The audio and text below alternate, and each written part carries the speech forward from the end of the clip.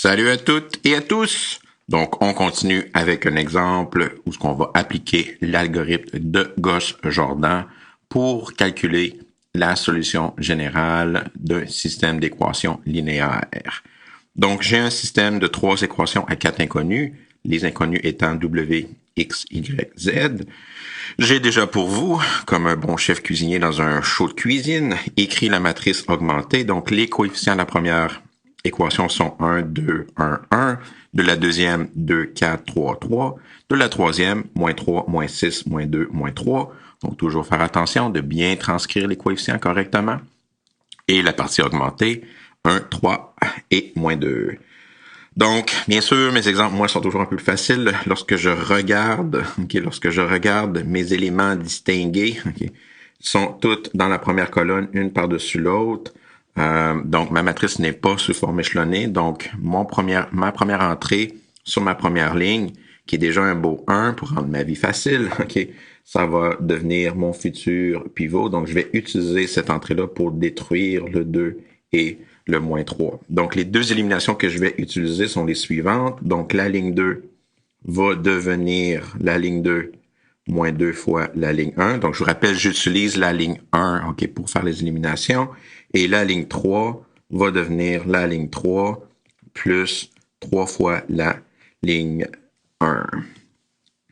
Donc, ça va me garantir d'éliminer le 2, le moins 3 sous le premier pivot. Puis ça va me garantir que cet élément distingué-là va être tout seul dans sa colonne. Donc, je ne change pas la première ligne seulement. Donc, quand je réécris ma matrice, je peux réécrire la première ligne rapidement, mais prudemment.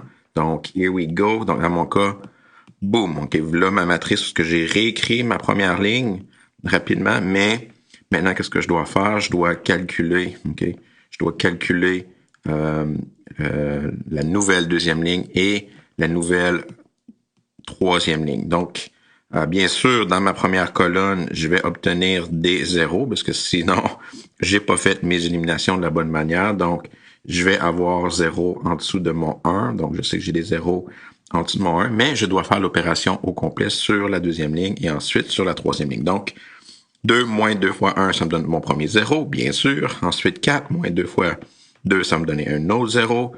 3 moins 2 fois 2, moins 2 fois 1, ça va me donner 1. 3 moins 2 fois 1, ça va me donner 1. 3 moins 2 fois 1, ça va me donner 1 à nouveau. Ensuite, je fais la même chose pour la troisième ligne. Moins 3 plus 3 fois 1, ça me donne 0, bien sûr. Ensuite, j'ai moins 6 plus 3 fois 2 qui va me donner 0 à nouveau. Ensuite, moins 2 plus 3 fois 1, ça va me donner 1. Moins 3 plus 3 fois 1, ça va me donner 0. Puis moins 2 plus 3 fois 1, ça va me donner 1 à nouveau. Donc, j'ai ma matrice où j'ai calculé ma nouvelle ligne 2 et ma nouvelle ligne 3. Donc, j'ignore pour l'instant la première ligne, fait plus partie du travail. J'ai déjà mon premier pivot qui est calculé. Maintenant, je cherche mes prochains éléments distingués. Donc, si mes prochains éléments distingués sont dans la troisième colonne, c'est correct qu'on skip des colonnes, c'est tant qu'on s'en va de la gauche vers la droite, puis c'est typique qu'on va skipper des colonnes. Puis ça donne ici que sur la deuxième ligne, où je veux construire mon prochain pivot, j'ai déjà un 1. Yeah! Donc, je sais que mon prochain pivot va être sur la deuxième ligne dans la troisième colonne et je dois utiliser l'élimination pour détruire le 1 qui est en dessous. Donc, c'est la meilleure manière pour détruire le 1, c'est simplement en faisant l'élimination suivante. Donc, ligne 3 va devenir ligne 3 moins ligne 2. Donc, maintenant, je réécris cette matrice-là. Où ce que les deux premières lignes, donc la ligne 1 et la ligne 2, ne sont pas changées. Donc, je peux rapidement, je peux rapidement recopier toute ma matrice en réécrivant la ligne 1 et la ligne 2. Donc, cette matrice-là va être équivalente à la matrice suivante. Donc, je vais y aller en dessous. Donc, here we go.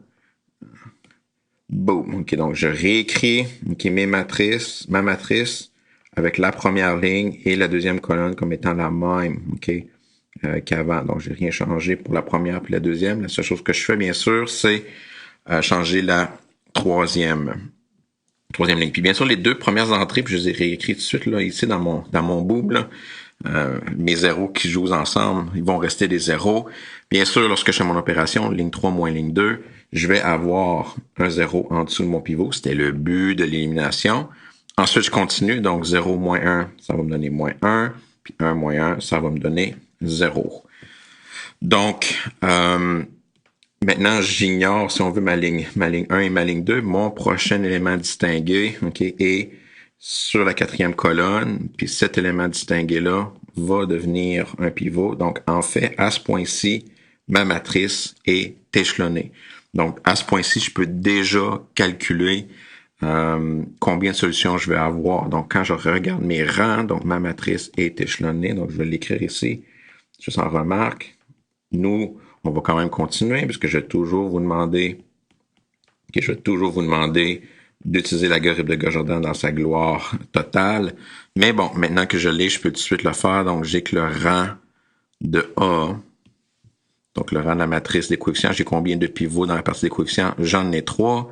J'ai combien de pivots en tout? J'en ai 3. Quand les rangs sont les mêmes, on sait qu'il va y avoir des solutions. Mais maintenant, si je veux me demander, est-ce que je n'ai une infinité ou est-ce que je n'ai une seule? Mais lorsque je regarde le nombre de variables, donc le nombre de variables ici, c'est quoi? J'ai W, X, Y, Z. Donc le nombre de variables, c'est égal à 4. Donc je sais que je vais avoir une infinité de solutions.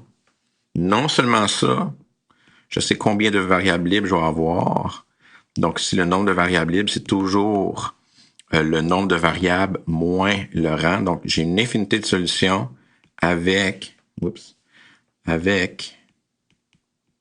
4 moins 3 qui est égal à une variable libre. Donc, c'est beaucoup d'informations. Dès que j'ai ma matrice échelonnée, beaucoup d'informations.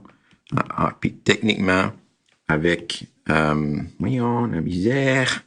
Non, pas plus assez de café un matin. OK, donc, avec une, voyons, je vais bouger ça. Là, vous ne voyez pas, tout va être beau. OK, avec une variable libre.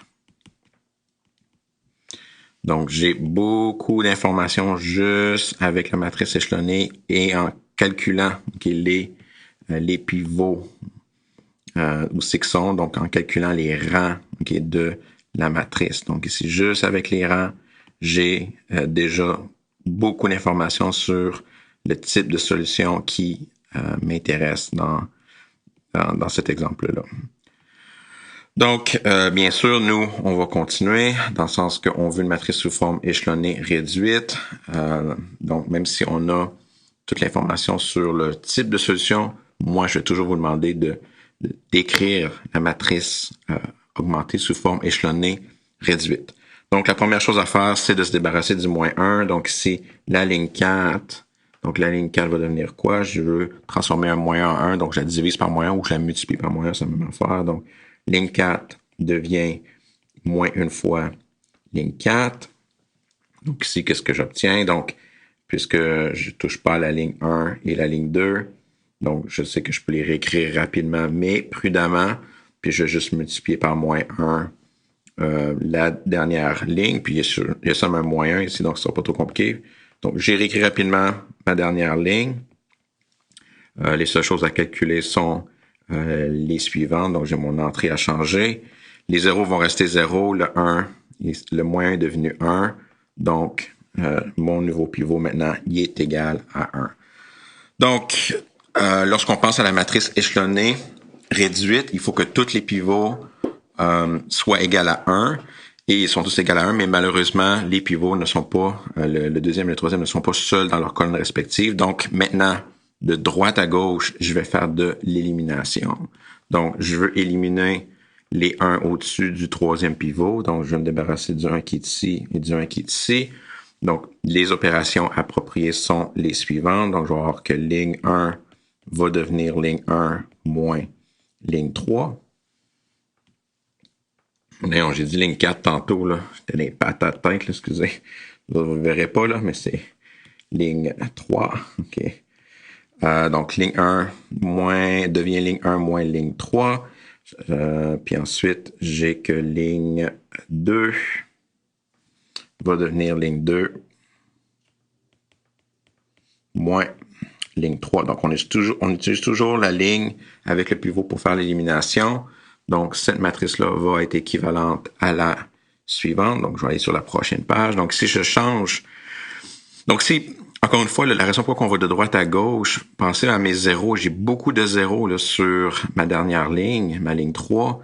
Donc, les seules entrées qui vont changer à cause de mes 4 zéros dans la dernière ligne vont être les 2 1 au-dessus du pivot. Mais bien sûr, j'ai choisi ces opérations-là pour être des zéros.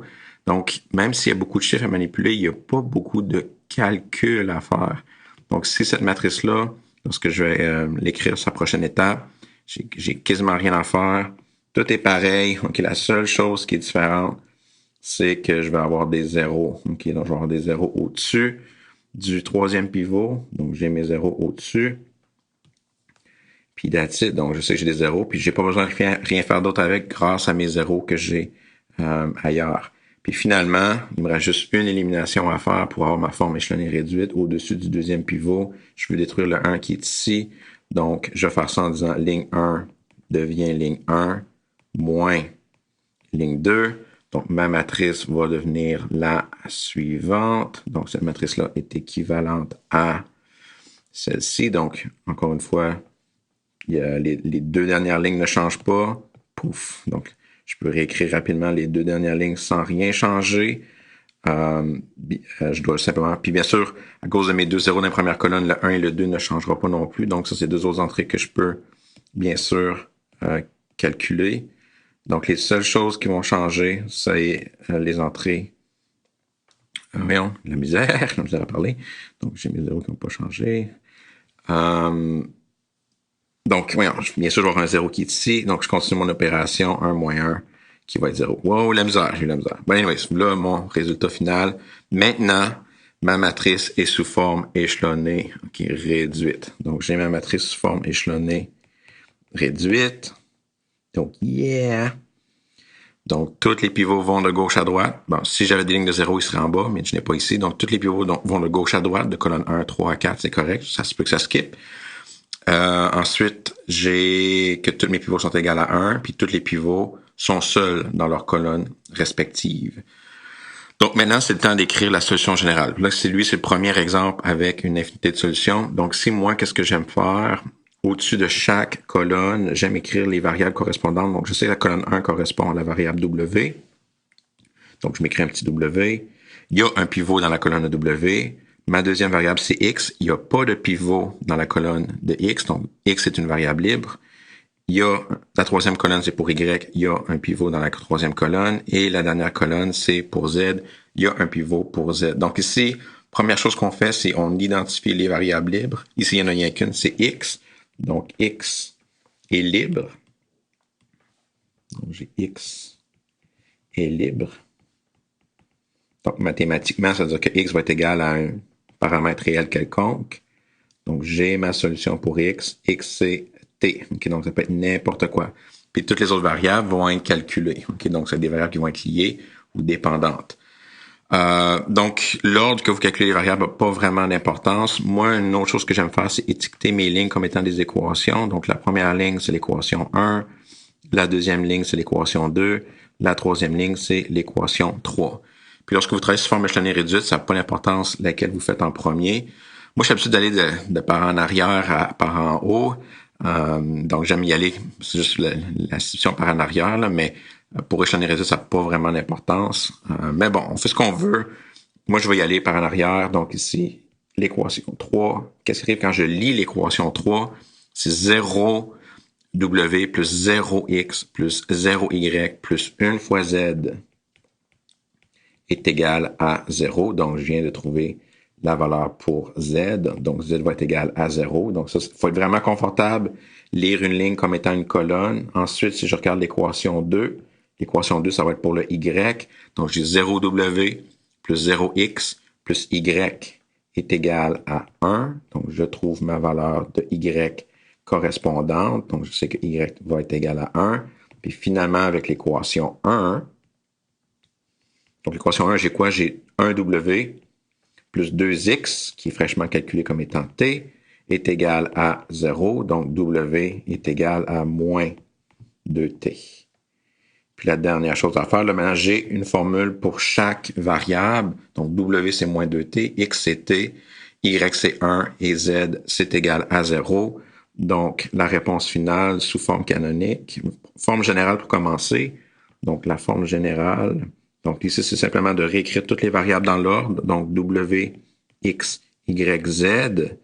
On assemble tout. Donc, W qui est égal à moins 2t, X qui est égal à t, j'ai que X est égal à t, oui, puis ensuite j'ai que Y est égal à 1. Donc, Y est égal à 1 et Z est égal à 0. Donc, ça, c'est la forme générale. Nous, on va toujours vous demander la forme canonique.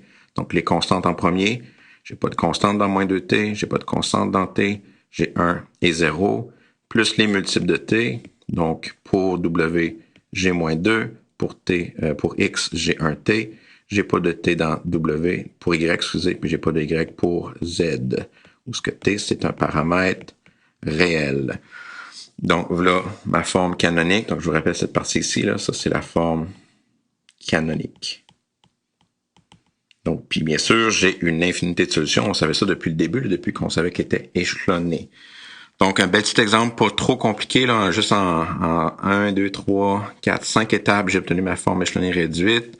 Bon, d'être capable de bien identifier la variable libre, d'être capable de calculer toutes les autres variables en fonction de cette variable libre-là, puis d'être capable d'écrire sa solution générale sous forme canonique.